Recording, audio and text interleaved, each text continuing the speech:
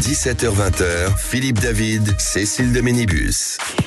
Quel plaisir de vous retrouver tous les jours à partir de 17h avec Philippe David. Ça va Philippe David? Bonsoir Cécile de Ménibus. Alors déjà très heureux de vous retrouver. Oui, c'est vrai. Puisque hier vous n'aviez pas pu être avec nous, mais je tiens à vous dire que lors du salon Global Industrie, Philippe Bilger et Françoise Degois ont transformé le hall 5A stand X88 en ZAD lors du qui c'est qui l'a dit. Il y avait plein de gens qui regardaient et ils ont vu Philippe Bilger qui sautait comme Zébulon sortant de sa boîte. Ah ben j'ai des vidéos cher ami et j'ai des preuves.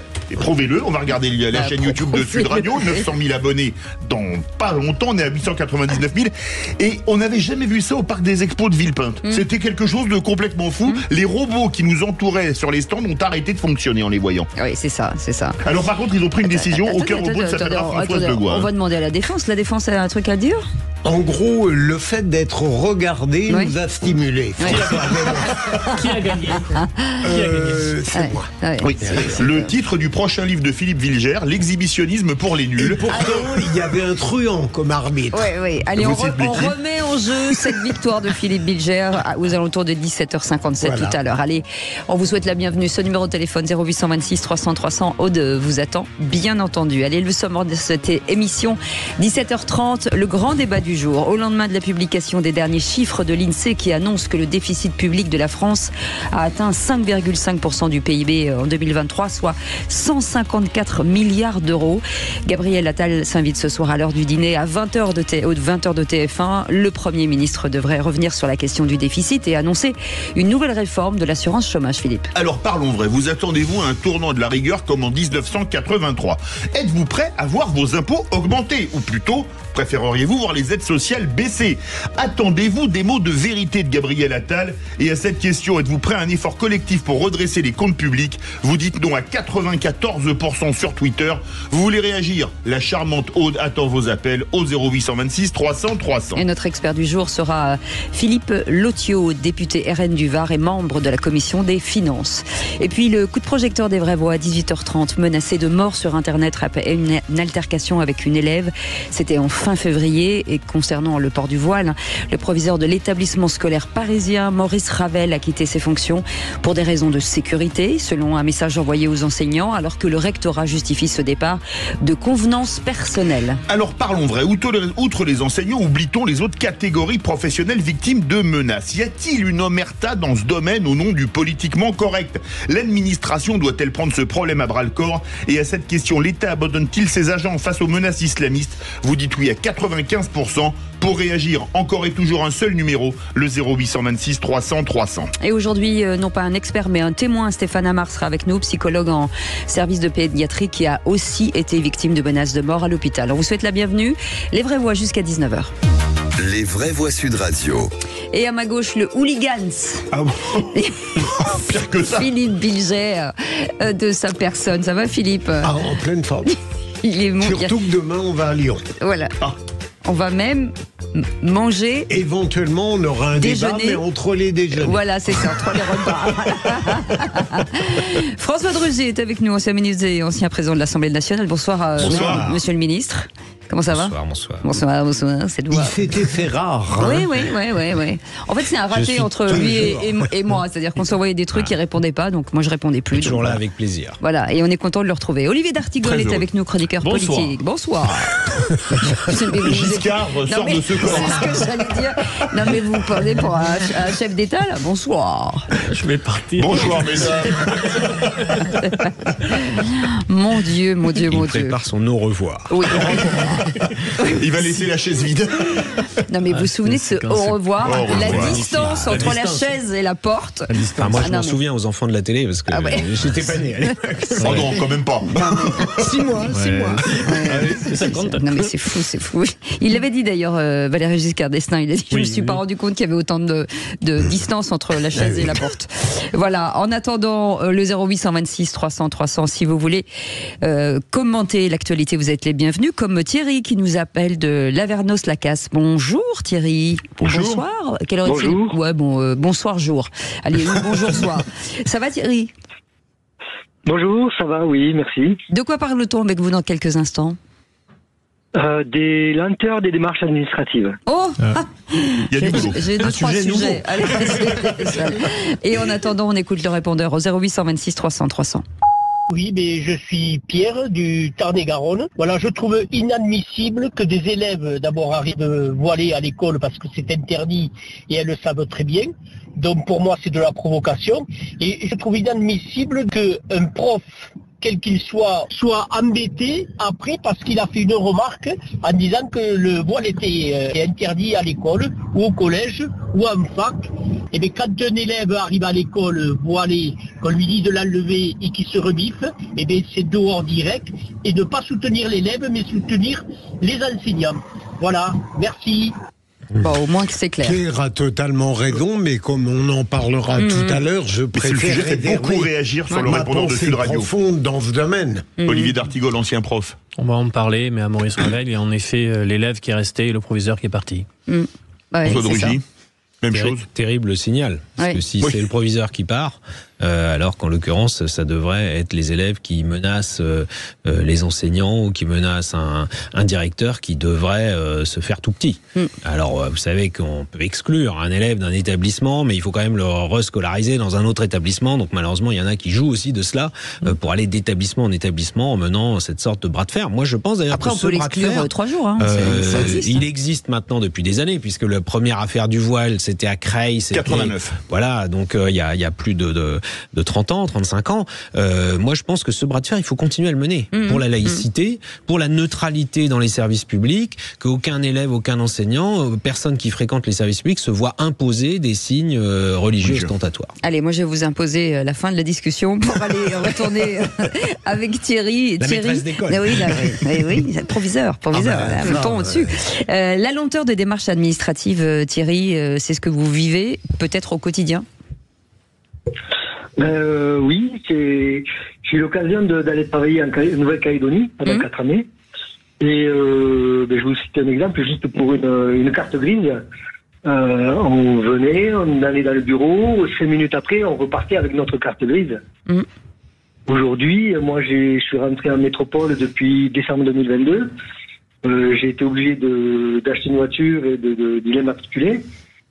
Et ben, ça m'a pris 6 mois pour faire une carte grise. C'est vrai que je trouve que c'est... Là, il n'y a pas... C'est inadmissible, quoi, je veux dire. Il a totalement... Pardon. Allez-y. Allez-y, Thierry. Oui, en plus, pour aller plus vite, il faut payer. Il y a des organismes qui nous proposent d'aller éventuellement un tout petit peu plus vite. Mais encore aujourd'hui, pour aller plus vite, il faut payer, quoi. Je comprends pas. Allez, Philippe Bilger. Il y a parfois de bonnes surprises tout de même. Récemment, il faut du temps pour obtenir un rendez-vous dans la mairie en question, mais lorsqu'on y est, ça va très vite. J'ai l'exemple d'une carte d'identité qui a été délivrée dans l'instant, avec beaucoup d'amabilité. Donc, il faut de la patience pour le rendez-vous, mais une fois que c'est enclenché, ça va vite. En même temps, si vous attendez 6 mois et que vous l'avez en 5 minutes, c'est à peu près la même chose. Non, mais ma chère Cécile, j'introduis toujours un petit peu d'espoir. J'ai très précisément la même expérience concernant une carte d'identité qui était périmée récemment, où c'est allé plutôt vite. J'ai l'impression qu'il y a, dans un très grand nombre de territoires, les choses ont avancé dans la bonne direction. Tout dépend aussi des moyens dédiés en préfecture ou en mairie. Il y a aussi des êtres humains derrière. Ce qui est un drame, c'est la numérisation d'un certain nombre de démarches et le fait de ne plus avoir une personne au téléphone. Ça peut rendre les gens totalement fous. Moi, je dirais pas que la numérisation est un drame. Je dirais que ce qui serait problématique, ce qui énerve beaucoup de citoyens, c'est si c'est la seule solution, qu'on peut plus jamais appeler quelqu'un, plus jamais voir quelqu'un. En revanche, si on avait des titres d'identité peut-être systématiquement avec une identité numérique, moi j'ai vu ça en Estonie par exemple, et en Estonie c'est un pays démocratique, c'est un choix qu'ils ont fait d'ailleurs après la chute du mur lorsque l'Estonie a quitté l'URSS. Eh bien c'est du coup une simplification pour les citoyens qui est considérable, puisqu'il n'y a plus cette histoire, je perds une carte d'identité, il faut que je la refasse. Moi, vous vous rendez compte, un jour j'ai perdu mon petit portefeuille, un acte de naissance. On l'a retrouvé avec la carte d'identité dedans, mais on m'a dit la directive aujourd'hui c'est de détruire la carte d'identité quand elle revient. Je dis je vais en refaire une. Ah oui, c'est dans 6 mois que vous aurez un rendez-vous. Bon, c'était il y a 2 ans, donc entre-temps ça s'est amélioré. Mais là, utilisons les outils aussi modernes pour simplifier la vie des gens et éviter ces démarches à non profit. Comment on a pu se priver de lui? Mais je sais pas. La France nous le réclame. La France nous le réclame, François de Rugy. Juste pour vous dire que moi j'ai changé de carte vitale il y a 7 jours. Elle est arrivée ce matin chez moi. Voilà. Et bam, c'est pour vous. C'est vrai. Thierry, merci. Vous restez avec nous. Vous êtes notre vraie voix du jour. Vous allez pouvoir jouer contre nos vraies voix ou qui c'est qui l'a dit et gagner, j'espère. Je croise les doigts. Dans un instant, les 3 mots dans l'actu avec Félix Mathieu, le réquisitoire du procureur. Est-ce qu'on peut parler d'actes de génocide à Gaza? On en parle dans un instant. Les 0826 300 300. Aude vous attend avec son large sourire. Au revoir. Les vraies voix Sud Radio, 17h-20h, Philippe David, Cécile de Ménibus. Casting de rêve aujourd'hui. Oui. Philippe David, Cécile de Ménibus. Qu'est-ce que vous parlez bien? On est bien reçus. On ne peut qu'approuver. On est bien reçus. Ah oui. Non, Philippe Bilger est avec nous, François de Rugy et Olivier d'Artigol. Et vous au 0826 300 300. Bien entendu, Félix Mathieu, casting de rêve. Félix Mathieu est avec nous. Les 3 mots dans l'actu. Dans un instant, on parle de quoi? De l'ex-proviseur du lycée Ravel, reçu à Matignon en ce moment même après son départ prématuré suite à des menaces d'Emmanuel Macron et du Brésilien Lula, main dans la main sur une île au chevet de l'Amazonie, et puis du parquet espagnol qui réclame 2 ans et demi de prison pour l'affaire du baiser forcé sur une footballeuse. En 3 mots, ça donne proviseur, bromance et baiser. Et on en parle dans un instant. Les vraies voix Sud Radio, le réquisitoire du procureur. Philippe Bilger. Et Philippe Bilger voulait requérir sur Francesca Albanese qui dans Mediapart affirme qu'il existe des motifs raisonnables de croire que le seuil indiquant qu'Israël a commis un génocide à Gaza est atteint.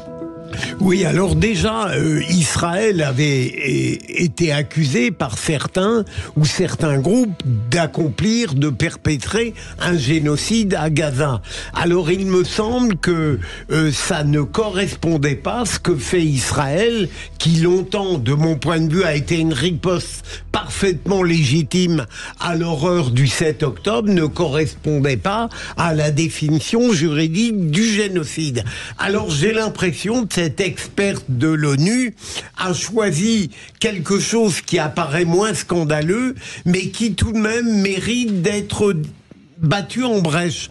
Acte de génocide, est-ce que ça n'est pas une manière de tenter de dire la même chose en donnant l'impression d'une opération de retrait intellectuel? Je pense que cette phrase-là reste choquante dans la mesure que, aussi déplorable que soit la continuation de l'offensive à Gaza, on ne peut pas parler d'acte de génocide parce que l'intention d'Israël, pour aller vite, n'est pas d'éradiquer au sens propre les Palestiniens.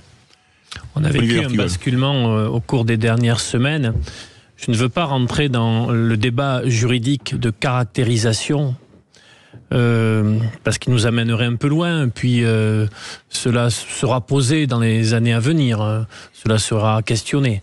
En tout cas, de très nombreux observateurs, pas uniquement l'ONU qui vient de prendre une résolution importante, mais y compris les États-Unis, les organisations humanitaires, je ne parle pas de la source du Hamas, parce que moi ce n'est pas une source fiable, disent combien c'est aujourd'hui une horreur absolue. Et combien cette riposte d'Israël, qui doit assurer sa sécurité, qui a été frappée le 7 octobre d'une manière ignoble, combien cette riposte aujourd'hui doit cesser. Parce que les retours que moi je connais deux villages français jumelés avec des villes palestiniennes, les retours c'est terrible. Donc il faut que ça s'arrête. François de Rugy. Oui, moi je pense qu'on peut tout à fait trouver que la riposte israélienne est excessive ou qu'elle dure trop longtemps, qu'elle est trop violente, sans vouloir à tout prix, et ça fait des années que ça dure, bien avant cette opération à Gaza, dire « Ah mais il y a un génocide contre les Palestiniens ». Ce qui est faux, puisque un génocide c'est une opération programmée d'élimination de tout un tas de personnes simplement parce qu'elles seraient palestiniennes ou simplement parce qu'elles habiteraient à Gaza, ce qui n'est pas le cas. Pourquoi des gens font ça? Et des gens intelligents, instruits, qui connaissent l'histoire, c'est parce qu'ils veulent en quelque sorte tout relativiser. Ah ben s'il y a un génocide à Gaza, finalement le génocide des Juifs pendant la Deuxième Guerre mondiale, la Shoah, ouais, c'est pas si grave que ça, il y en a plein des génocides. Et d'ailleurs, l'État d'Israël qui existe, on le sait très bien, en grande partie à partir de 1948, parce qu'il y a eu la Shoah, bah elle n'est pas légitime, puisque finalement, des génocides, il y en a dans différents endroits du monde, et finalement, ça touche autant les Palestiniens que les Israéliens, donc il n'y a pas de légitimité à l'État d'Israël. C'est ça qui est grave derrière ces propos tenus dans la presse par certains. Allez, tout de suite, les 3 mots dans l'actu, c'est Félix Mathieu. Les vraies voix Sud Radio. 3 mots dans l'actu qui sont proviseurs, bromance et baiser. L'ancien proviseur du lycée parisien Ravel reçu à Matignon en ce moment même après l'annonce de son départ anticipé. Il avait été menacé de mort après une altercation liée au voile d'une élève. La bromance entre Emmanuel Macron et son homologue brésilien Lula. Les 2 présidents posent main dans la main sur une île. Le Français remet la Légion d'honneur au chef Raoni, icône de la cause amazonienne. Et puis après l'affaire du baiser forcé sur la bouche d'une joueuse, le parquet réclame 2 ans et demi de prison contre l'ancien patron du football espagnol. Les vraies voix Sud Radio. C'est un départ prématuré qui provoque une vague d'indignation. L'ancien proviseur du lycée Ravel a quitté ses fonctions pour raison de sécurité, selon son successeur, par convenance personnelle, dit le rectorat. Le chef d'établissement en fin de carrière avait été menacé de mort suite à une altercation avec une élève pour qu'elle enlève son voile. La plainte pour violence de cette lycéenne a depuis été classée sans suite. Alors, après l'annonce du départ du proviseur, la ministre de l'Éducation, Nicole Belloubet, s'est rendue au lycée Ravel tout à l'heure. Le lycée où la nouvelle provoque la consternation parmi les élèves. Il exerçait bien ses fonctions, il était gentil avec nous. Franchement, c'était un bon proviseur. Il n'y avait jamais eu de problème et jusqu'à cette altercation-là. Et de là qu'il a quitté son poste pour des raisons de sécurité, c'est allé beaucoup trop loin. Entre nous, on a tous des versions différentes, donc on ne sait pas vraiment ce qui s'est passé. Et c'est sûr qu'on vit dans un environnement qui est un peu insécuritaire, quoi. Il peut se passer n'importe quoi à n'importe quel moment. Si ça peut être au proviseur, ça peut nous toucher nous aussi. On est dans un pays laïque, dans un établissement, il doit encore plus respecter la loi de la laïcité. Donc je vois pas en quoi la religion, les menaces de mort pour quoi que ce soit doivent avoir lieu. Le problème avec les menaces de mort, c'est que ça a fait que le proviseur parte. Et que plus tard, au lieu de trouver des solutions en interne, en privé, les gens vont se dire que les menaces de mort sont la solution. Ça part dans la mauvaise direction, c'est pas bon. Des propos recueillis par Clément Barguin pour Sud Radio au lycée Ravel. L'ex-proviseur est reçu en ce moment même à Matignon par le Premier ministre Gabriel Attal et sa ministre de l'Éducation Nicole Belloubet. Et le deuxième mot, bromance, celle qui se dessine entre Emmanuel Macron et l'homologue brésilien Lula. Autrement dit, une romance amicale. Les 2 présidents posaient main dans la main en Amazonie. Emmanuel Macron a remis la Légion d'honneur au chef Raoni, icône mondiale de la lutte pour protéger l'Amazonie. Avec le président Lula, il y a un gouvernement fédéral qui est fait de la protection de l'Amazonie, du développement de la bioéconomie et de l'avenir des peuples autochtones, une cause qui n'est pas simplement une cause de résistance, où vous devez vous appuyer sur le reste du monde, mais qui est bien épousée par le gouvernement fédéral lui-même. Et qui c'est qui l'a dit en marge de ce déplacement, je cite « Je considère Lula comme mon frère, Macron comme mon fils ». Ça, je vous le donne en mille, c'est la déclaration du chef Raoni, justement. En Espagne, le parquet réclame 2 ans et demi de prison pour l'affaire du baiser forcé, et c'est votre 3e mot. 2 ans et demi de prison contre Luis Rubiales pour agression sexuelle et délit de coercition. La polémique du baiser forcé avait pris une tournure mondiale. En août 2023, le président de la Fédération espagnole de foot avait embrassé sur la bouche une joueuse quelques minutes après son sacre en Coupe du Monde féminine. Le Premier ministre espagnol s'en était mêlé. Un geste inacceptable avait lancé Pedro Sánchez quand Luis Rubiales avait lui martelé qu'il refusait de démissionner. No voy a dimitir. No voy a dimitir. Non, voy a dimitir. Je ne démissionnerai pas, avait-il répété à plusieurs reprises, sauf que finalement le patron du foot espagnol avait dû se résoudre à quitter ses fonctions quelques jours plus tard et donc aujourd'hui le parquet réclame tout de même 2 ans et demi de prison. Merci beaucoup Félix Mathieu, on est très en retard. Oui. Vous restez avec nous, dans un instant le grand débat du jour. Ce soir, Gabriel Attal s'exprimera à 20h sur TF1. Le Premier ministre devrait évoquer le sujet du déficit et annoncer une nouvelle réforme sur l'assurance chômage. Philippe. Alors parlons vrai, vous attendez-vous à un tournant de la rigueur comme en 1983 ? Êtes-vous prêt à voir vos impôts augmenter ou dites-vous non, il faut baisser par exemple les dépenses sociales ?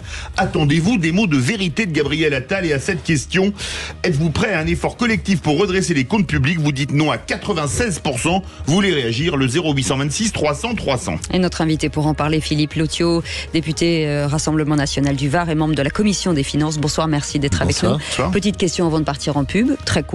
La France peut-elle faire faillite ? Avec la tendance que l'on suit et qu'on va emprunter 285 millions sur les marchés cette année, oui, il y a un risque. Allez, on en parle dans un instant. 0826 300 300, soyez le bienvenu. Les vraies voix jusqu'à 19h. Radio, 17h-20h, Philippe David, Cécile de Ménibus. On vous souhaite la bienvenue si vous venez de nous rejoindre. C'est un petit peu tard, la prochaine fois il faudra venir à 17h. Mais bon, tout va bien. Les vraies voix jusqu'à 19h avec Philippe David. Et bien sûr, ce casting aujourd'hui, Philippe Bilger est avec nous, François Drugy, Olivier d'Artigol. Et vous aurez vu 0826 300 300. Je suis tellement ému que j'ai du mal à donner le numéro. Et tout de suite, le grand débat du jour. Les vraies voix Sud Radio, le grand débat du jour. Comment combler 154 milliards d'euros de déficit ? C'est un événement exceptionnel qui est lié à des recettes fiscales bien moins élevées que ce que nous attendions. Ces mauvais résultats, ce sont les vôtres. Après 7 ans de politique néolibérale, c'est votre échec. Et à chaque fois que nous proposions des dispositifs de protection, sur tous les bancs de cette Assemblée, dans toutes les oppositions, on nous disait « dépensez plus ». L'exécutif cherche plus que jamais à faire des économies. Rétablir nos finances publiques, revenir sous les 3% de déficit public en 2027, c'est l'engagement que je prends. Et donc au lendemain de la publication des derniers chiffres de l'INSEE qui annonce que le déficit public de la France a atteint 5,5% du PIB en 2023, soit 154 milliards d'euros. Et oui, Gabriel Attal s'invite ce soir à l'heure du dîner aux 20h de TF1. Le Premier ministre devrait revenir sur cette question du déficit et annoncer une nouvelle réforme de l'assurance chômage, Philippe. Et vous attendez-vous à 20h à déguster de la soupe à la grimace? Est-ce que vous êtes prêt à voir vos impôts augmenter? Ou qu'on vous dise, écoutez, on baisse les dépenses sociales?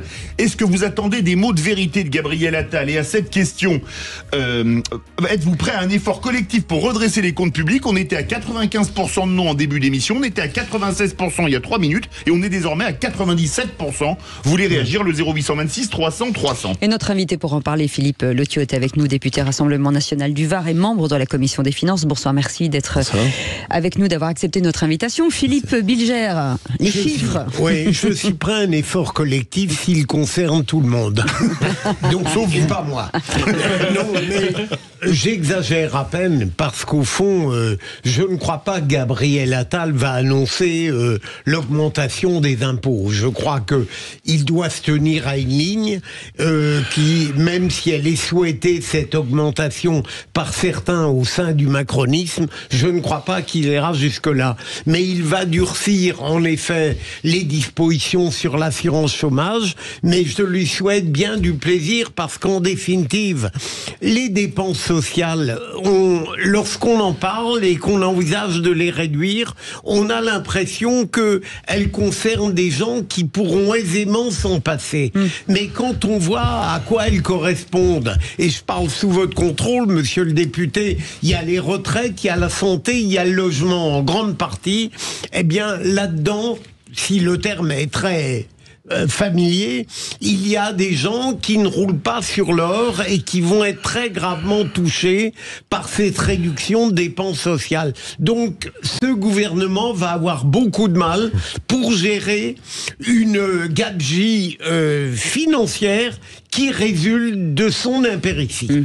J'espère que nous allons vers un débat qui sera sans tabou, avec la possibilité de mettre toutes les questions sur la table. Il va bien sûr falloir parler des dépenses. Il y aura des annonces ce soir, avec un nouveau durcissement des conditions d'indemnisation chômage. On en parlera certainement, je trouve, tout cela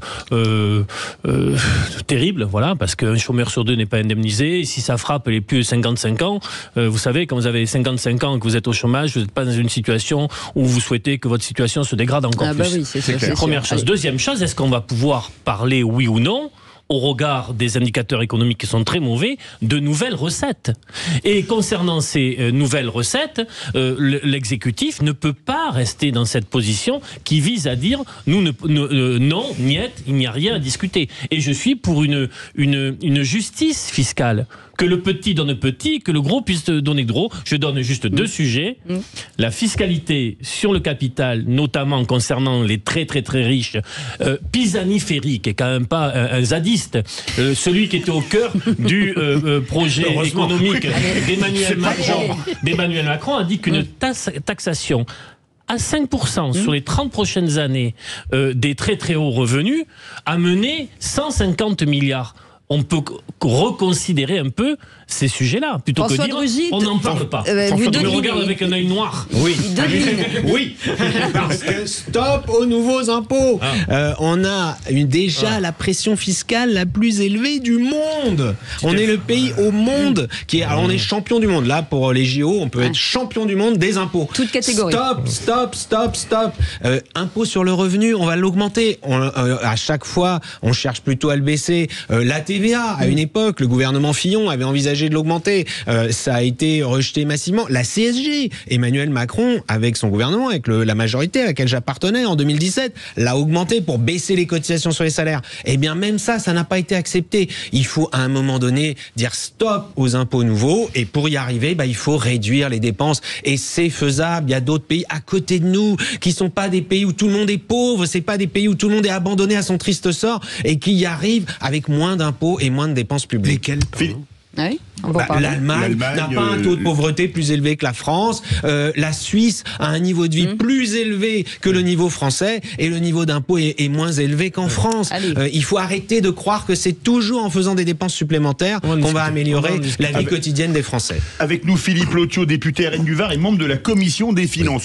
On va plutôt vers quoi ? Hausse des impôts, baisse des aides sociales, ou ça va être un mix à votre avis ? Je crains qu'on n'aille pas dans le bon sens. C'est-à-dire, ce dont on entend parler aujourd'hui, c'est toucher notre régime de sécurité sociale, on parle à la TVA, on parle de toucher aux collectivités territoriales, on parle d'augmenter peut-être certains impôts, enfin... On ne parle pas des réformes de fond. C'est-à-dire que finalement, comme le disait François Drugy, on est les champions du monde des prélèvements sociaux, des prélèvements fiscaux, des prélèvements obligatoires en général, avec des services publics, je suis désolé, qui ne marchent pas. C'est-à-dire qu'on n'a pas le retour de ces prestations, et on dit, faut peut-être encore augmenter. Il n'y a pas de réforme de structure aujourd'hui, par exemple. Regardez, on regarde très très vite. Le dérapage, quand même, le petit dérapage, l'incident de parcours, c'est quand même 20 milliards d'euros qu'il y a eu là cette année, par rapport à ce qui était prévu. 154 milliards d'euros de déficit, plus 1000 milliards d'euros de dette depuis 2017. Qu'est-ce qu'on fait ? Est-ce qu'on touche au coût, faudra quand même en parler un jour, au coût de l'immigration ? Je suis désolé. Est-ce qu'on touche à la fraude fiscale, à la fraude fiscale et sociale ? Fraude fiscale, on nous dit, on a pris des mesures. Le perçu, je parle pas de ce qui est mis en couvrement, le perçu de la fraude fiscale en 2023, c'est 10 milliards 6, c'est 100 millions d'euros de moins, ce qui était en 2021, par exemple. Donc, il n'y a pas d'efforts majeurs qui sont faits sur la fraude fiscale et la fraude sociale. Après, il y a un certain nombre de mesures. Qu'est-ce qu'il faut faire sur le budget public ? 3 milliards d'euros si on n'en privatise qu'une partie. Enfin, il y a des mesures. Et aujourd'hui, on nous dit, non, on va remettre en cause le régime d'assurance chômage. On tape toujours sur les mêmes, sur les classes moyennes. On tape toujours sur ceux, finalement, qui travaillent. Et on veut pas réformer les structures. On veut pas revenir sur les normes qui plombent. Je vais juste terminer, je prends un exemple. Le logement, on en parlait tout à l'heure, parce que c'est pourquoi il y a moins de recettes fiscales, c'est parce que le logement est en crise et qu'on n'a rien fait depuis 2 ans. Il y a moins de recettes fiscales et on va encore aujourd'hui faire de nouvelles normes à palier 2025 qui vont augmenter le coût de la construction alors que le secteur est en berne. Tout ça est complètement abracadabrantesque, comme dirait l'autre, et on ne fait rien là-dessus. Mais Bruno Le Maire, qui est de votre côté, qui dit, Philippe Bilger, dit quand même qu'il ne veut pas augmenter les impôts, Philippe Bilger. Oui, alors... dans le micro. Monsieur le député, je suis écartelé entre François Drugy et Olivier d'Artigol. Vous êtes le Ravaillac des vraies voix. Vous avez souffert. C'est en même temps que j'entends beaucoup dire, pour répondre à l'argumentation d'Olivier d'Artigol, ce qu'a dit François Drugy, c'est-à-dire qu'on a déjà des prélèvements qui sont les plus intenses du monde, et d'autre part le système de protection sociale le plus généreux. Mais est-ce que ce constat qui semble partagé par tous interdit tout de même de manière exceptionnelle de s'en prendre aux très grosses fortunes, de manière conjoncturelle, durant un temps limité? Est-ce qu'il y a là quelque chose qui relèverait d'une forme de socialisme pervers, ou est-ce que la droite pourrait se le permettre? Non, il y a sans doute des choses à faire. Vous avez eu 40 milliards d'euros de chèques énergie ces dernières années, et vous avez 40 milliards qui sont partis dans les poches des distributeurs d'énergie qui ne produisent rien. Ça, c'est une vraie question. Il y a une vraie question à se poser là-dessus. On en a parlé longuement. Oui, mais c'est terminé, le bouclier énergie, donc en l'occurrence... Oui, mais ça a coûté. Et aujourd'hui... Ça y est, l'économie, elle est déjà faite. Les 40 milliards, ils sont là. Mais donc, il y a des choses à faire. Mais tout de suite, vous voyez, il y a peut-être des choses à faire. Mais la réponse n'est pas... Tout de suite, on est en déficit, hop, il faut augmenter les impôts. Non, qu'est-ce qu'on peut faire comme réforme structurelle pour baisser les coûts sans toujours taper sur les mêmes? C'est une vraie question.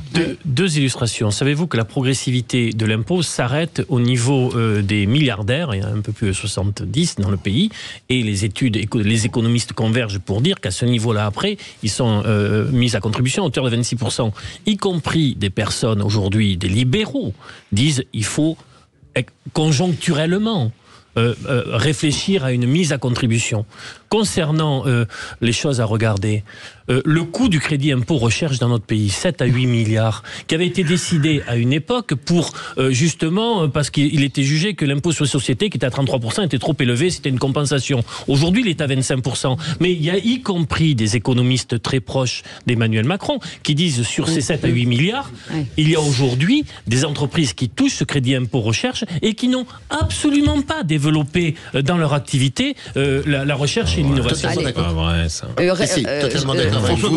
François, et après on va on parle d'économie et hop, on en arrive à des hausses d'impôts. Parce que si vous réduisez le crédit d'impôt, ça veut dire que vous augmentez les impôts sur les entreprises, mais vous augmentez les impôts. Il faut être sérieux. Il y a un moment donné, il faut se fixer l'objectif. On arrête d'augmenter les impôts et on fait rentrer les dépenses dans le volume de recettes sans augmenter les impôts. Eh ben, je crois que vous allez faire plaisir à Fabien au 0826 300 300. Bonsoir Fabien.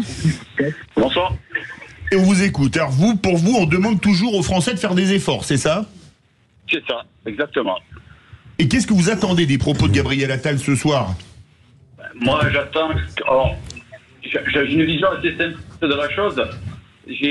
J'attends beaucoup que faire des efforts, mais je pense que c'est la classe politique aussi à faire des efforts sur leur train de vie et sur le train de vie de l'État aussi. Et des collectivités locales? Et des collectivités. Alors moi je travaille pour, je suis dans mon boulot, je travaille pour les collectivités locales et je peux vous dire que de l'argent dépensé inutilement, il y en a. Ouais. Vous bougez Vrai pas. Sujet, bougez pas Fabien. 0826 300 300. Thierry qui est avec nous. Thierry, une réflexion sur ce débat? Oui, moi je suis pas prêt à faire des efforts. Ça fait des années. Si je me souviens bien, je sais plus si c'est Jacques Chirac ou Giscard d'Estaing qui disait qu'il va falloir faire des efforts. Et depuis, tous les présidents ou tous les premiers ministres nous disent il va falloir faire des efforts.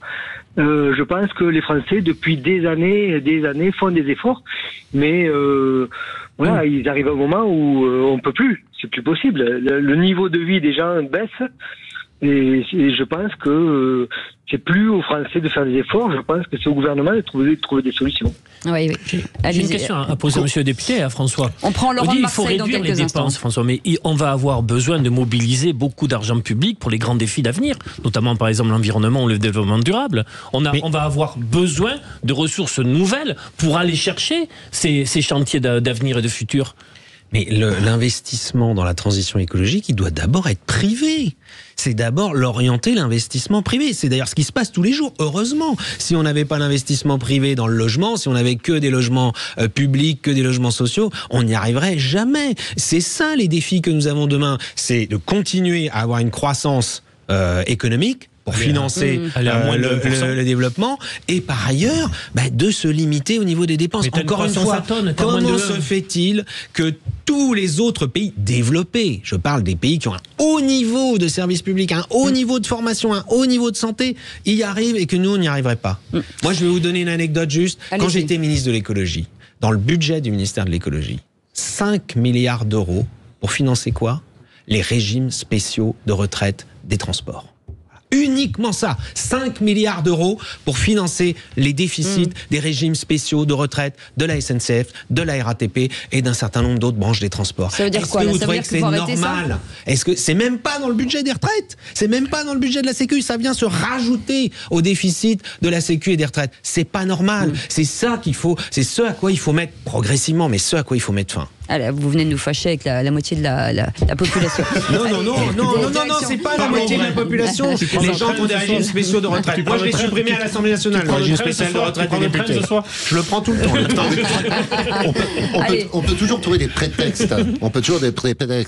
Alors, une fois, c'est la transition écologique, l'autre fois, c'est le Covid, l'autre fois, ceci. Donc, si on continue comme ça, on arrive à la situation à laquelle on est aujourd'hui. 3200 milliards bientôt de dette, bientôt 3500 milliards.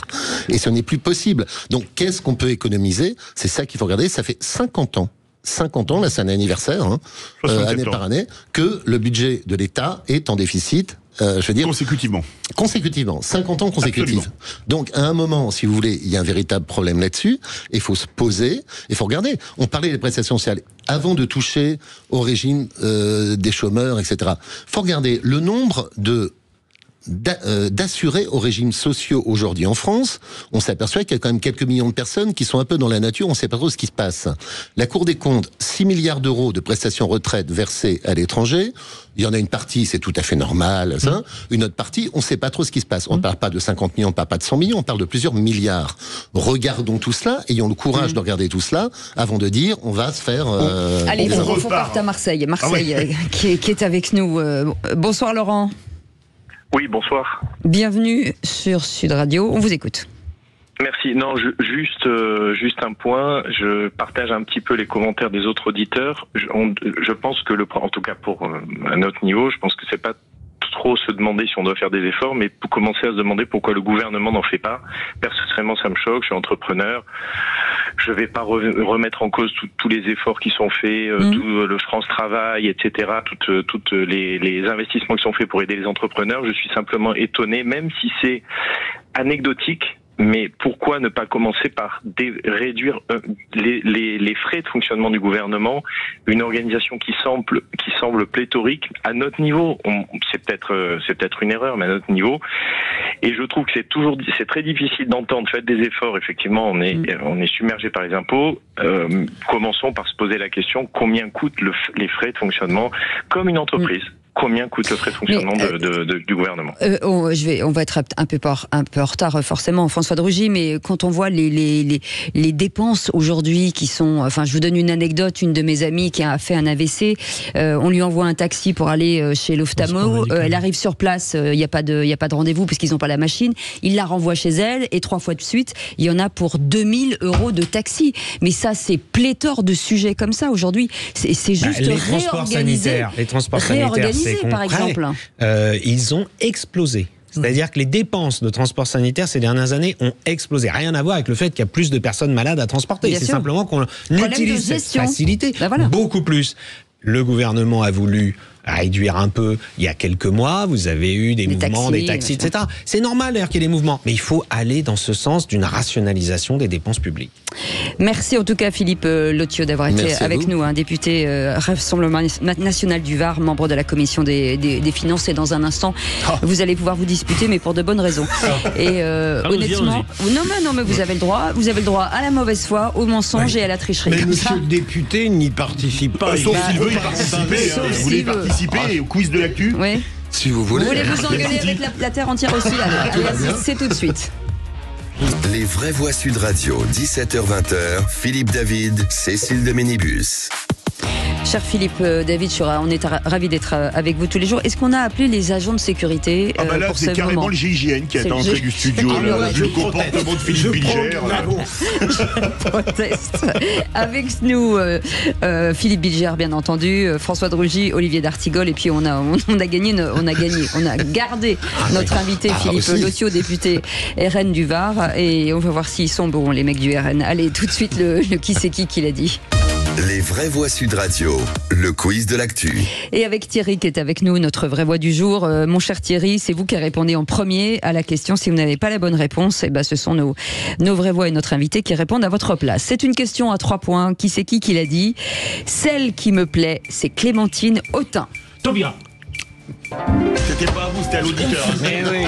Bon, donc 0 point. Allez, moins une question en plus. J'avais oublié les règles. Bon 0 point, désolé, on part. Mon attention a été... Non, les points vont à notre auditeur. On pourrait dire carton jaune, mais après... Qui c'est qui l'a dit à 3 points? Mon Dieu. Si Bruno Le Maire ne sait pas ce qu'est un super profit, il faut qu'il change de travail. Thierry, alors 3 points parce que c'est une femme ex-ministre. Thierry. Ex-ministre. Oui. Ouais. Une ex-François de Rugy. Et non, 2 François de Rugy. Thierry, Langocha. Langocha. Allez-y, les vraies voix. Une ex. Moi j'aurais dit Mélenchon, mais c'est pas une. François de Rugy. Une ex-ministre. Delphine Bateau. Ah oui, non. Philippe Betty. Non, celle qui avait la robe là. Marisol Touraine. Non. Cécile Duflot. Oui, Cécile Duflot. C'est moi qui l'ai dit en premier. Oui. C'était ici très nettement. Non, Philippe, quand même, Cécile Duflo. S'il vous plaît, ils l'ont fait à deux. Mais il a tu dit peux pas dire Philippe Bilger dit Oxfam et Philippe Oxfam a dit Cécile Duflo. Attendez, cacophonie. Thierry, à votre avis, qui a dit Cécile Duflo? Il y a tellement de monde qui a parlé que c'est... Merci. Allez, Philippe Bilger. Quelle injustice. Allez. Enfin, un arbitre qui recouvre. Quel tricheur surtout. Oui. Question, qui c'est qui l'a dit? C'est un point. Il faudra s'attaquer au statut de la fonction publique. Thierry. Original. Gérard Darmanin. Non. Non. Si Philippe Bilger trouve pas, alors là, C'est un patron de parti. Ça doit être tout de même Niçois. Retailleau, Marleix. Bonne réponse, Éric Ciotti. À l'affaire indiscutable. Indiscutable. Allez, Qui c'est qui l'a dit sur le déficit public à 3 points? Ce n'était pas prévisible. Thierry. Sur le déficit public. Oui, ce n'était pas prévisible. Langauchat. Bruno Le Maire. Alain Gauchat. Non. Attal. Un autre ministre. Thomas Cazenave. Non. Non. Tiens. Rachida Dati. Non. Moscovici a Non. dit. Un autre ministre. Un autre ministre. Gérald Darmanin. Non, il s'en occupe pourtant. Il s'en occupe. Enfin non, il n'est pas ministre, il est député, pardon. Il est député. Autant pour moi. Non, mais C'est Cazeneuve. Jean-Claude Cazeneuve. Je l'avais trouvé. On avait dit Cazeneuve. On avait dit Cazeneuve ici tous les deux. Thierry. Non, après j'ai dit Jean-René. Moi j'ai commencé par dire son prénom. Je l'avais trouvé. Ce qui est un peu inquiétant d'ailleurs. Excusez-moi. Excusez-moi, et vous croyez dans un bar, dans un PMU là ou quoi, les gars? Ouais. Vous avez deviné l'arrière-pensée. Remettez dessus, madame. Thierry vient de donner le nom du bar qui s'appelle Cacophonie. C'est un très joli nom, Thierry. Allez, le dernier pour la route. Qui c'est qui l'a dit? Ne plus y aller, c'est une hygiène de vie que je me suis accordée, qu'il change de ligne éditoriale et nous en reparlerons. C'est sur CNews. Oui, ça, sans doute. Qui c'est qui l'a dit? Thierry. C'est un député qui est pas très très loin de la Haute-Garonne. Pas à côté, mais pas très très loin. Il est marié avec une ancienne ministre de l'Éducation nationale.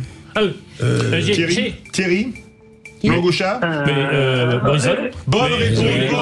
Il est landais, il est pas. Les Landes, c'est pas très loin de la Haute-Garonne. Je donne quand même des indices. Des bonnes questions. Qui a gagné? Élu dans la circo historique d'Emmanueli. 3 points pour Thierry, 3 points pour Philippe Bilger, 3 points pour Olivier d'Artigol. Non, 3 points. Et 1 point pour monsieur le député. Et moi j'avais eu un point partagé là. Bon, je vous donne un point. Sur Cécile Duflo. Vous avez 0, vous, François. Thierry, merci d'avoir joué avec nous. Vous êtes à égalité avec tout le monde. On vous embrasse. Merci beaucoup. Bonne journée. Bonne fin de journée. À très bientôt. Ouais, ça va être compliqué avec cette équipe de fous. Merci, monsieur le député, d'avoir été avec nous. Dans 10 minutes, le tour de table de l'actu des vraies voix avec Philippe Bilger. Pour une fois, je vais dire du bien de Manon Aubry. Et avec François Drugy. Moi, je vais parler croissance des dépenses publiques et décroissance de l'économie. Et avec vous, Olivier D'Artigol. Une actualité positive dans un quartier populaire à Pau. Ah, magnifique. Donc on en parle dans un instant. PAUS. Oui. Oh là là, mon Dieu, j'en peux plus. Allez, 0826 300 300. À tout de suite. 17h-20h, Philippe David, Cécile de Ménibus.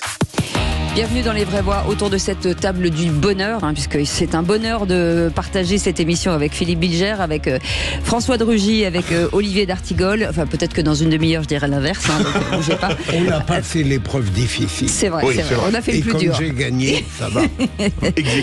Avec Philippe David, on est ensemble jusqu'à 19h. Dans un instant, Félix Mathieu, une décision inédite à la Cour d'appel de Rennes. Un exploitant éolien condamné à indemniser 13 riverains pour la perte de valeur de leur maison. 20 à 30% quand même de la valeur des dites maisons.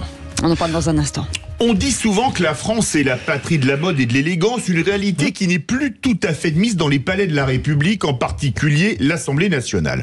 On a vu dans l'hémicycle des députés, uniquement, il faut bien le dire, à la gauche de ce même hémicycle, habillés dans des tenues que personne ne porterait hors des jours de week-end ou des vacances, sans être nostalgique des redingotes et des rouflaquettes portées par les députés de la Troisième République et du fait qu'ils s'exprimaient parfaitement à l'imparfait du subjonctif. On ne s'habille pas, à mon avis, pour poser des questions au gouvernement, comme pour aller faire une partie de pétanque à Palavas-les-Flots ou à Seignos dans la chaleur de l'été.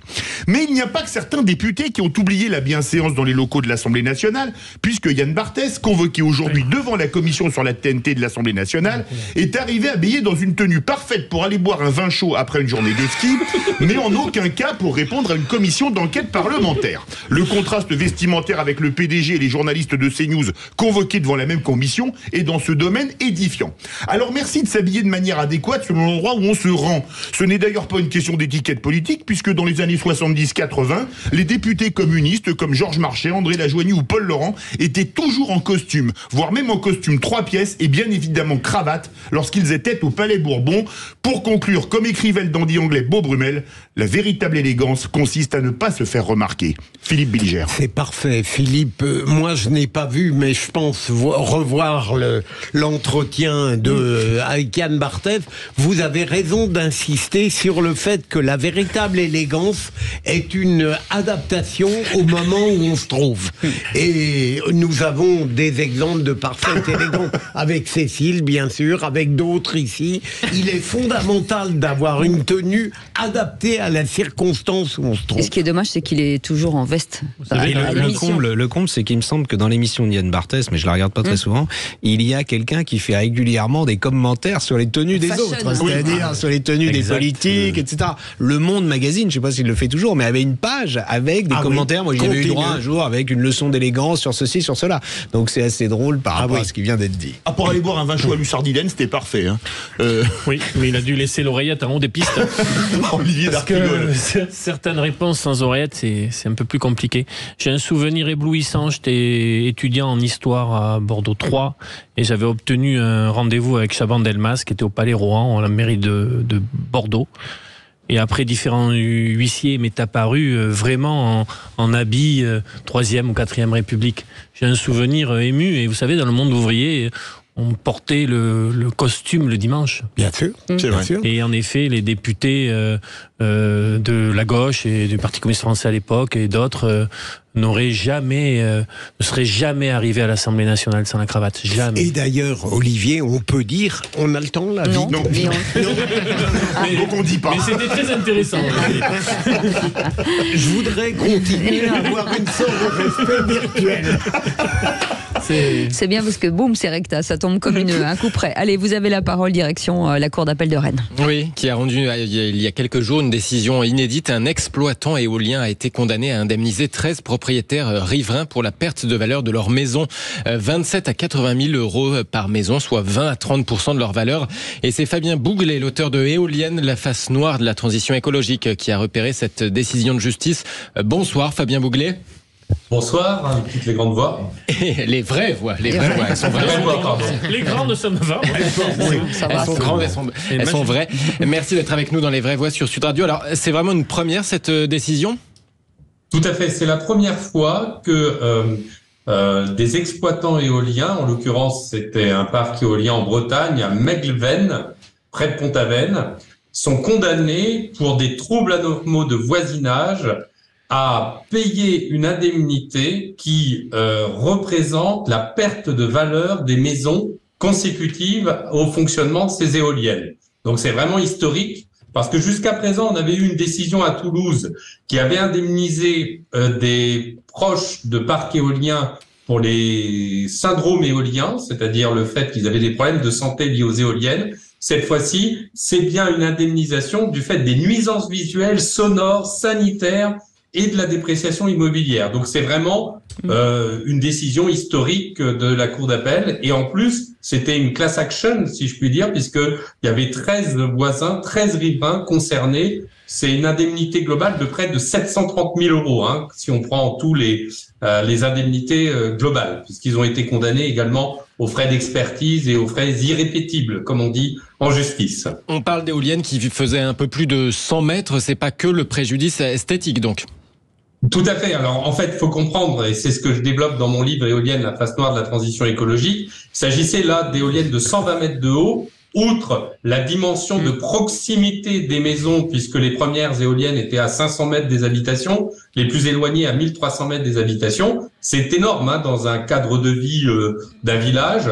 Vous avez le son, vous avez les enjeux électromagnétiques, vous avez, ça a été évoqué d'ailleurs par la décision, vous avez le problème de son, et je vous rappelle qu'il y a quelques jours, le 8 mars, le Conseil d'État a rendu également une nouvelle décision absolument historique sur les protocoles de prise de son des éoliennes qui avaient été modifiés par l'État à la demande des exploitants éoliens, et le Conseil d'État a annulé ces arrêtés gouvernementaux. Donc on a une grande vague de décisions jurisprudentielles qui prennent en compte les nuisances sonores et les enjeux environnementaux liés à la pollution éolienne. Donc c'est un vrai courant qui est en train de se mettre en place et que j'avais identifié depuis 2019 avec la sortie de mon livre Éolienne, et au final, la passoire de la transition écologique. Et au final, vous êtes plutôt favorable ou défavorable aux éoliennes? Ah bon? Je pense que... Non, mais plutôt par principe. Est-ce que c'est une question de principe chez vous? Est-ce que c'est une question de principe? Parce que c'est pas très clair.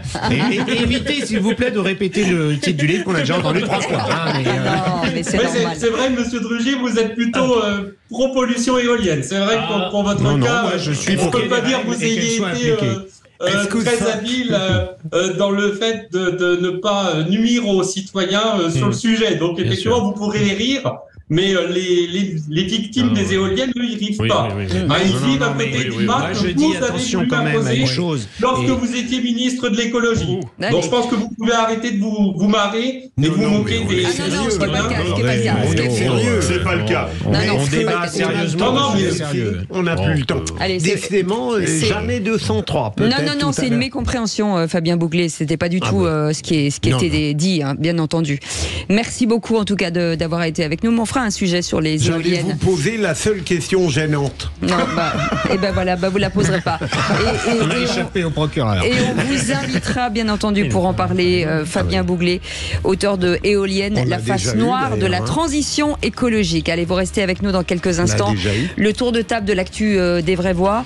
On en parle dans... Je dis du bien de Manon Aubry. Voilà, vous dites du bien de Manon Aubry avec vous. Sujet suivant. François Drugy, on parle de quoi dans un instant? Croissance économique et croissance des dépenses publiques. Et avec vous, je dis du bien d'une toute jeune association Pause Café qui démarre avec un joli projet sur le quartier Saragosse à Pau. Pourquoi vous dites ça avec cette petite voix là? Allez, on en parle dans un instant. Parlez normalement. Retour des vraies voix avec Philippe Bilger, Olivier d'Artigol, François de Rugy, Cécile de Ménibus qu'on a le plaisir de retrouver arrivant comme Zorro. Ça avait un petit côté Zorro, je trouve. Ne me faites pas parler, j'ai un bonbon dans la bouche. Le sergent Garcia. Moi, je suis sergent Garcia. Non, j'ai eu peur. Je vous en prie. Ça, c'est sûr que c'est pas Bernardo. Oui, je suis un peu plus bavard que lui. Vous êtes bon, bref, on va pas s'étaler sur le sujet. Il va falloir faire des vraies voix déguisées. Oui, parce que là, ça commence à être... ça va être sympa. Oui, on a une adresse. On embraye. Allez, tout de suite, le tour de la table de l'actu des vraies voix. Bonsoir madame, bonsoir mademoiselle, bonsoir monsieur. Dans quelques instants, vous pourrez admirer nos plus belles créatures. Mais vous fumez, monsieur. C'est aussi peu plausible que lorsque vous me comparez à Rocco Siffredi. Le tour de table. De l'actualité. Il y a des sujets qui fâchent. N'en parlons pas. Allez, Philippe Bilger. C'est vrai, il y avait une époque où on me flattait.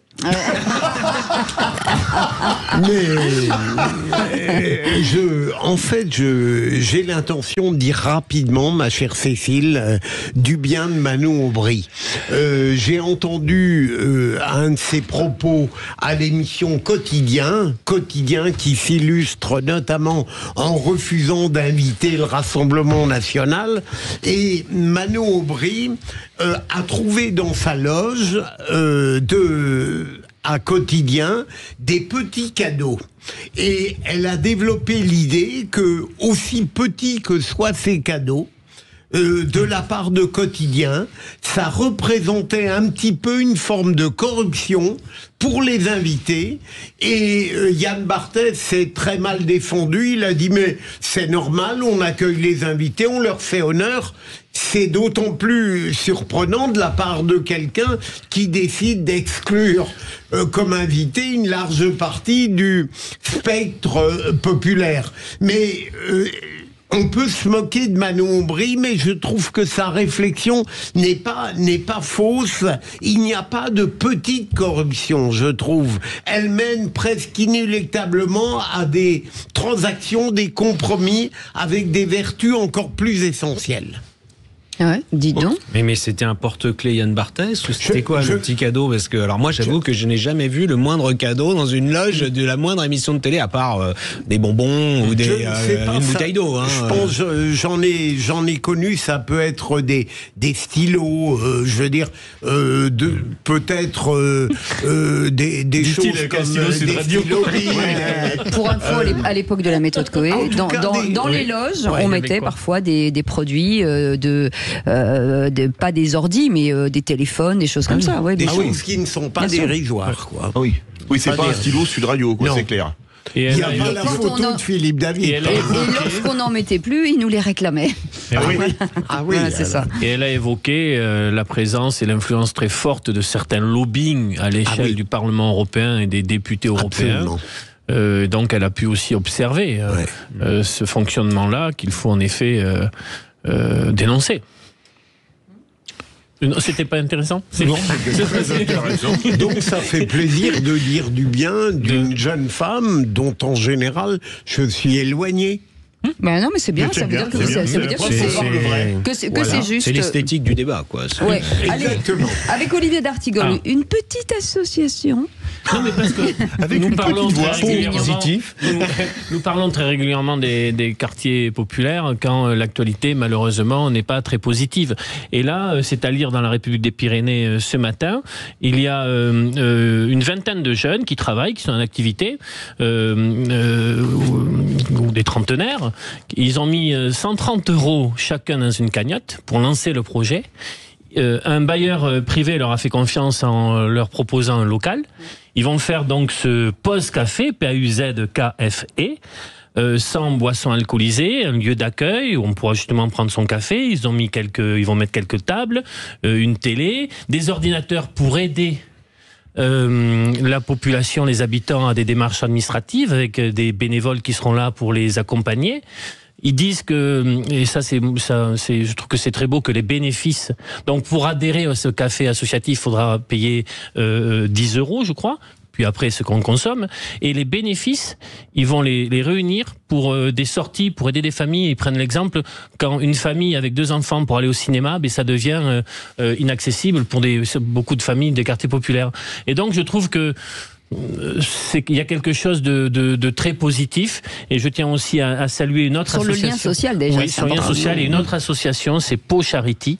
Ils ont démarré en mars 2020, donc on était en confinement, et donc c'est leur 4e bougie, et eux depuis 4 ans, ils aident concrètement les Paloises et les Palois les plus en difficulté, notamment ceux qui ont des problèmes pour se nourrir, y compris sur le campus, et depuis 4 ans, ils font un travail humain et de solidarité, ce que j'appelle moi une utopie concrète, c'est-à-dire ils font la démonstration qu'en s'organisant avec des partenaires privés et publics, ils font des choses merveilleuses. Et c'est souvent les citoyens qui s'engagent. Parce que j'écoute parfois une émission, c'est la seule fois où j'aborde France Inter, et je suis frappé de voir à quel point dans les provinces, il y a une inventivité sociale et humaine extraordinaire. La citoyenneté, exactement, du quotidien. Avec des initiatives. Inventions, vraiment, il me semble. Allez, dans un instant, François de Rugy sera avec nous, bien sûr, sur cette croissance des dépenses publiques et des croissances économiques.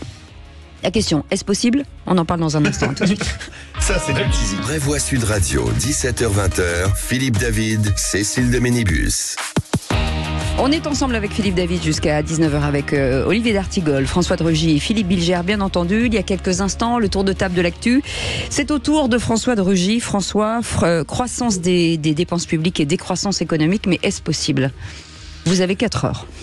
Oui, je vais essayer de le faire en quelques secondes. Je suis frappé d'entendre dans les responsables politiques de gauche de plus en plus de prises de position qui sont pas forcément ouvertement pour la décroissance économique, mais en tout cas qui disent la croissance n'est plus un objectif. Je le vois à Nantes, par exemple. Les Verts ont fait un communiqué récemment, les élus Verts, en disant nous assumons de vouloir mettre un coup d'arrêt à l'attractivité de la ville, comme si c'était bien en soi qu'une ville ne soit plus attractive. Bon. Et déjà, la maire de Nantes, étonnante. La maire de Nantes, qui est socialiste, qui a été interrogée par Ouest France il y a quelques jours ou hier, a dit oui, je m'interroge sur la croissance, parce que la croissance économique, c'est le productivisme, etc. Ça fait des dégâts sur l'environnement, etc. Bon. Alors, après tout, pourquoi pas? On pourrait réfléchir à dire, bah oui, l'économie pèse trop sur la nature, donc on va faire baisser la production économique, donc ça va faire baisser les dégâts écologiques. Personnellement, je n'y crois pas, mais c'est un autre débat. Mais le problème, c'est quand les mêmes personnes disent tous les jours, et en ce moment particulièrement, qu'il faut augmenter les dépenses publiques, les dépenses sociales, les dépenses pour les services publics. Marine Tondelier, que j'ai entendu à la radio très récemment, dit ça. Il faut surtout pas faire d'économies, au contraire, il faut investir plus pour l'écologie, il faut investir plus dans le train, il faut investir plus dans l'éducation, investir plus dans la santé, et ainsi de suite. Mais payer plus les fonctionnaires, payer plus les allocations diverses et variées. Mais comment fait-on si dans le même temps, il n'y a plus de croissance économique? Et ça, je suis quand même sidéré qu'on ne fasse pas, qu'on ne pointe pas cette contradiction. Par exemple, dans l'interview de Marine Tondelier, personne ne lui a demandé mais comment vous faites pour financer cette croissance des dépenses publiques quand vous avez une décroissance économique? Oui. Pour payer les retraites sans croissance, c'est compliqué, Olivier. Je partage totalement la démonstration qui vient d'être présentée, ce qui ne nous exonère pas après de questionner le type de croissance que nous souhaitons. Bien sûr. Et là, pour le coup, le débat me semble plus intéressant plutôt que de dire, bon, allez, on éteint tout et puis surtout, n'allons pas vers de la croissance. Parce que ce qu'ils disent sur l'absence en finir avec l'attractivité, c'est une phrase terrible. Pourquoi, François, à votre avis, l'idée de décroissance n'est pas profondément rejetée, comme s'il y avait quelque chose de pur, de retour aux origines, quelque chose qui nous ferait fuir ce qu'il y a d'artificiel dans notre civilisation? Alors je crois que c'est quand même parce que ceux qui disent ça ne sont pas touchés par la décroissance quand elle arrive. Souvenez-vous au moment du Covid. Si on avait, parce qu'à l'époque la décroissance elle était massive, parce que là on pouvait plus produire. Eh bien on a payé tous les salaires. Si on avait dit à ce moment-là, on va baisser les salaires en même temps qu'on baisse la production, vous imaginez la révolution.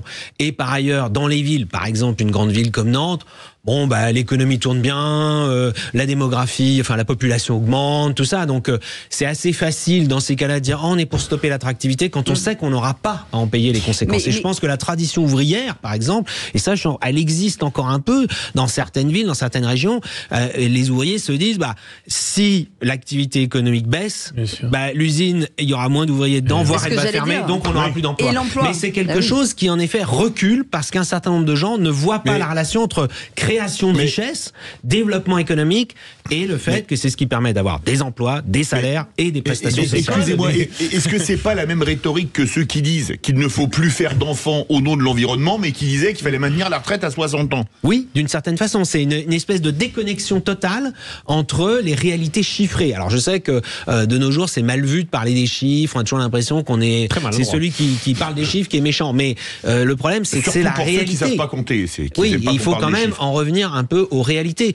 J'ai envie de dire, autrefois, par exemple, les sociodémocrates, les socialistes, ils disaient, il faut d'abord produire et ensuite redistribuer les richesses. Mais on ne peut pas redistribuer des richesses qu'on n'a pas produites. C'est ce que disait Jacques Delors, ce que disait Michel Rocard, ce que disait Dominique Strauss-Kahn, tout un tas de gens.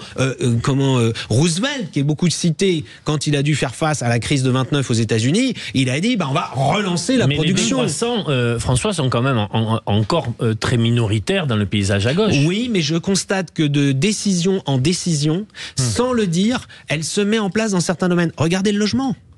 Ah oui. Oui. Le logement, on est en décroissance. Alors qu'il faut produire depuis des années. Pas simplement là, cette année, à cause des banques, etc. Pourquoi ? Parce qu'on accorde moins de permis de construire dans nos communes. Regardez l'agriculture. Dans un certain nombre de filières agricoles, on est en décroissance. C'est déjà une réalité. Et on voit les résultats, évidemment, en termes de revenus pour les agriculteurs. Merci pour ce sujet, François de Rugy. Allez, vous restez avec nous. Dans un instant, le coup de projecteur de nos vraies voix. Le proviseur du lycée Maurice Ravel à Paris, menacé de mort après avoir demandé aux élèves de retirer, à une élève de retirer son voile. Il a quitté son poste ce mardi. Il parle de sécurité. Et les rectorats parlent plutôt de choix de vie. On en parle dans un instant avec la question du jour. Alors oui, parlons vrai. Outre les enseignants, oublions les autres catégories professionnelles victimes de menaces. Y a-t-il une omerta dans ce domaine au nom du politiquement correct? L'administration doit-elle prendre le problème à bras le corps? Et à cette question, l'État abandonne-t-il ses agents face aux menaces islamistes? Vous dites oui à 97%. Notre témoin du jour pour en parler, Stéphane Amar, qui est psychologue au service pédiatrie, qui a été victime de menaces de mort à l'hôpital. Bonsoir, merci d'être avec nous. Petite question, est-ce que le pas de vague a encore de beaux jours devant lui? Ça semble de moins en moins être le cas. C'est au moins un avantage de la médiatisation récente. Mais je pense que c'est encore le cas, oui. On en parle dans un instant. Bougez pas. 0826 300 300. Vous voulez témoigner ou commenter? Vous êtes les bienvenus jusqu'à 19h. Sud Radio, votre attention est notre plus belle récompense. C'est un grand plaisir. Les vraies voix Sud Radio, 17h-20h. Philippe David, Cécile de Ménibus. On vous souhaite la bienvenue. C'est les vraies voix jusqu'à 19h. Philippe Bilger est avec nous, François de Rugy et Olivier d'Artigol. Et tout de suite, le coup de projecteur des vraies voix. Les vraies voix Sud Radio, le coup de projecteur des vraies voix. Une professeure d'histoire-géographie a été frappée au visage par une élève de première STMG. La raison, lui avoir confisqué son téléphone portable durant un cours. On était en classe 5 minutes avant la fin et on a entendu du bruit. Il l'a tapée de toutes ses forces. Elle est tombée par terre en sang. Notre métier devient de plus en plus un métier à risque. Une agressivité, des gestes, des coups, des gifles, un étranglement effectivement, arracher les cheveux. Enfin, c'était vraiment très violent, quoi. On intervient, on prend en charge une personne qui était en danger et finalement, elle nous a mis en danger. Et menacé de mort sur Internet après une altercation avec une élève fin février concernant le port de son voile. Le proviseur de l'établissement scolaire parisien Maurice Ravel a donc quitté ses fonctions pour des raisons de sécurité selon le message envoyé aux enseignants, alors que le rectorat justifie ce départ de convenance personnelle. Alors parlons vrai. Outre les enseignants, oublions les autres catégories victimes de menaces. On pense à l'hôpital notamment, les soignants. Parlons vrai, y a-t-il une omerta dans ce domaine au nom du fameux et du triste politiquement correct? L'administration doit-elle prendre le problème à bras le corps? L'État abandonne-t-il ses agents face aux menaces islamistes? Vous dites oui à 97%. Vous voulez réagir? C'est le 0826 300 300 ou autre prendra vos appels. Et Stéphane Amar est avec nous, psychologue au service de pédiatrie, qui a été lui aussi victime de menaces de mort à l'hôpital. Bonsoir, merci d'être avec nous. En tout cas, on revient vers vous dans quelques instants. Philippe Bilger, encore.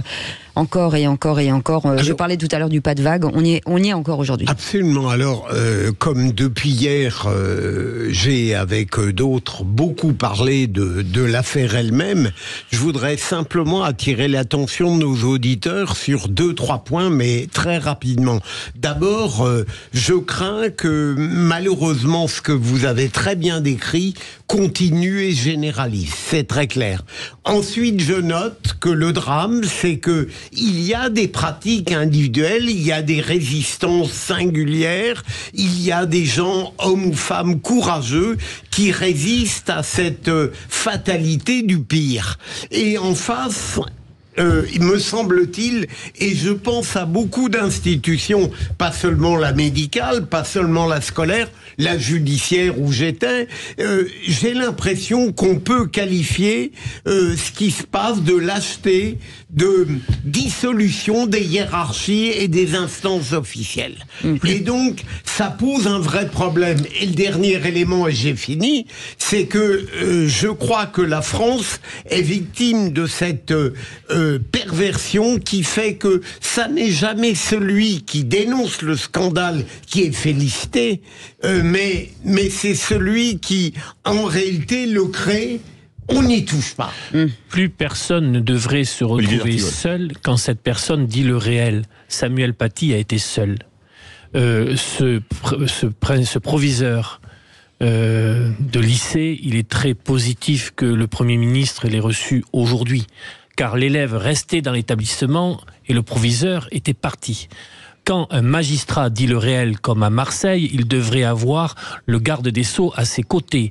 Quand un chef de service des urgences dit « on n'en peut plus, ça ne passe plus, j'ai 15 brancards dans mon couloir », il devrait avoir le ministre de la Santé à ses côtés. Or, ces lanceurs d'alerte font malheureusement trop souvent l'expérience d'une solitude qui relève d'une forme, pour d'autres acteurs, de lâcheté et le fait de ne pas se confronter à des choses très douloureuses, mais qui pourtant sont là.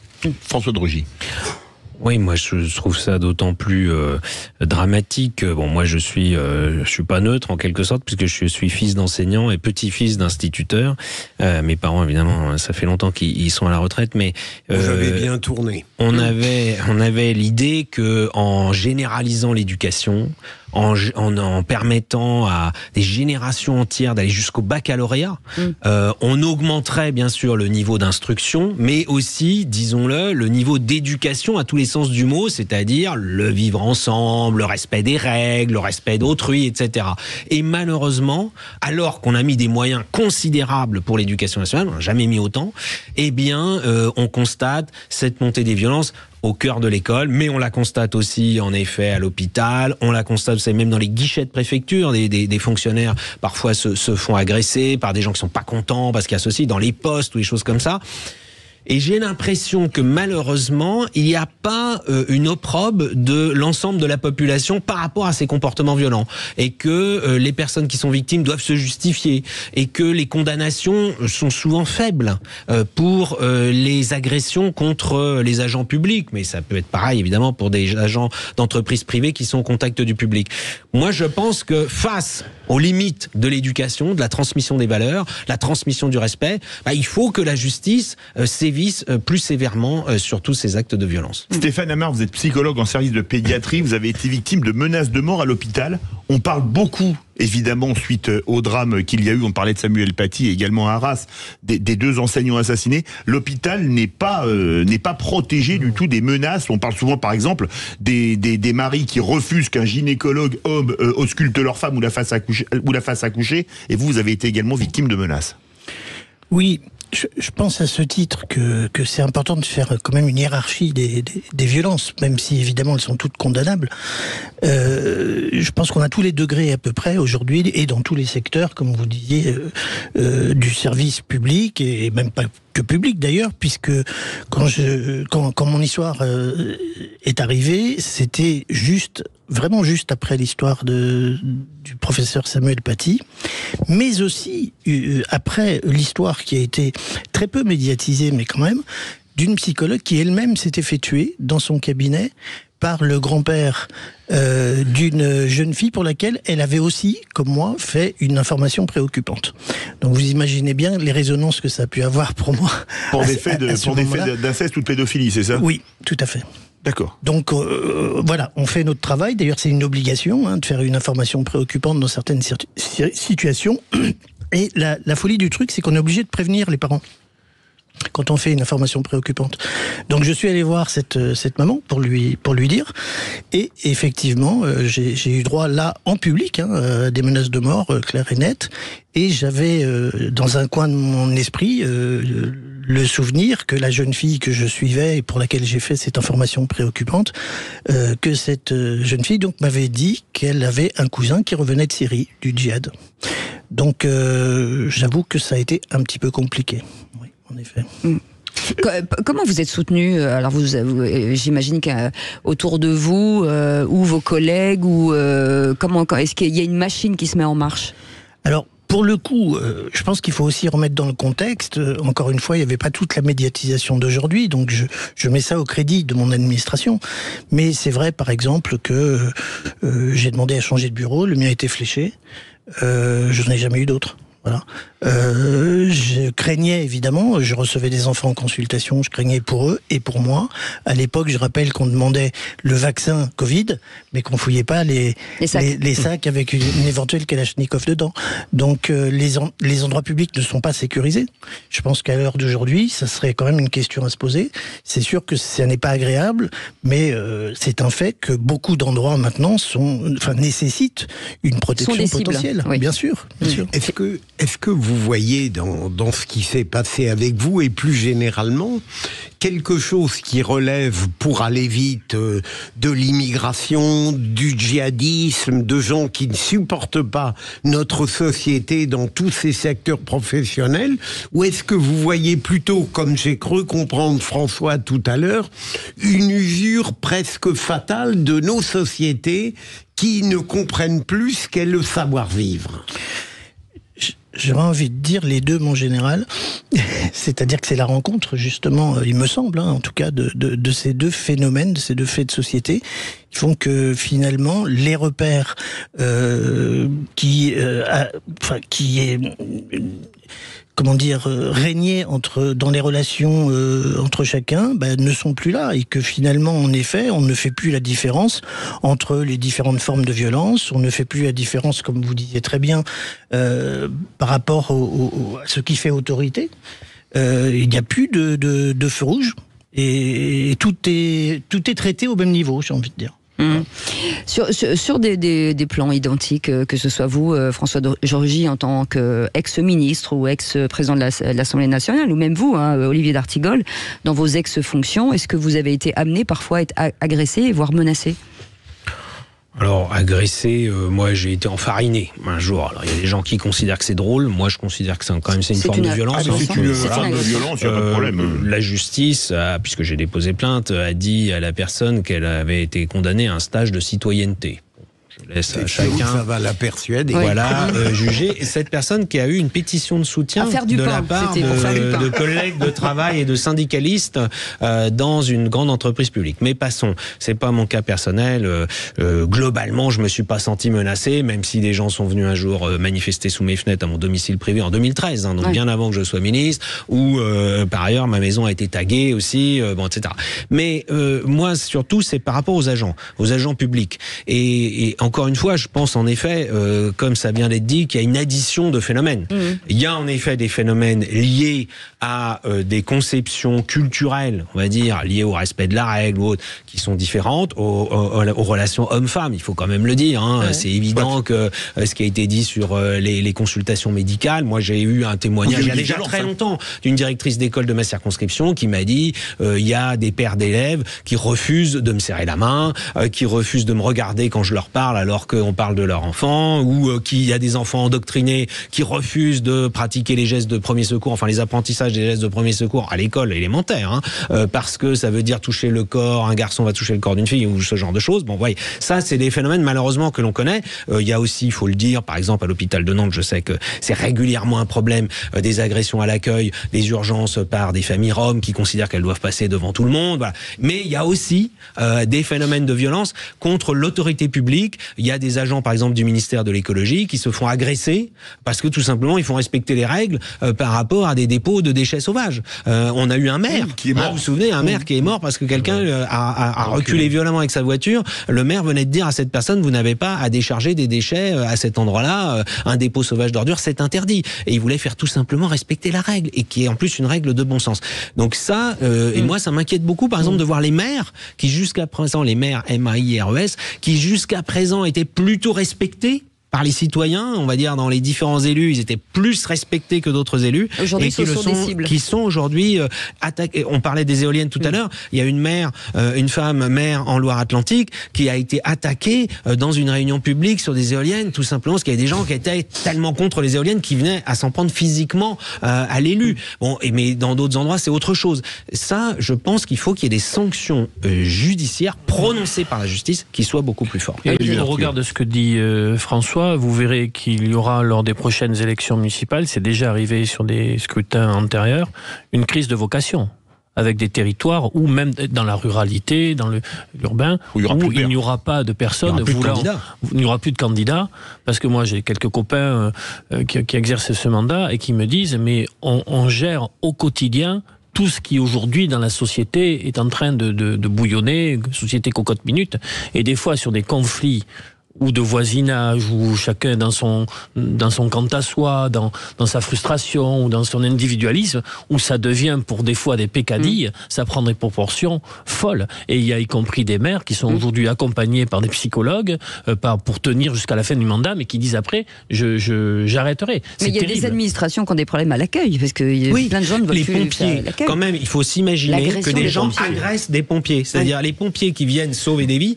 qui viennent secourir des gens. Moi, j'ai vu le cas à Nantes en 2018, des personnes qui avaient appelé les pompiers parce qu'un de leurs amis a été grièvement blessé, qui s'en sont pris aux pompiers. Et ça, c'est pas nouveau, hein, ça fait des années. Protégés par les policiers.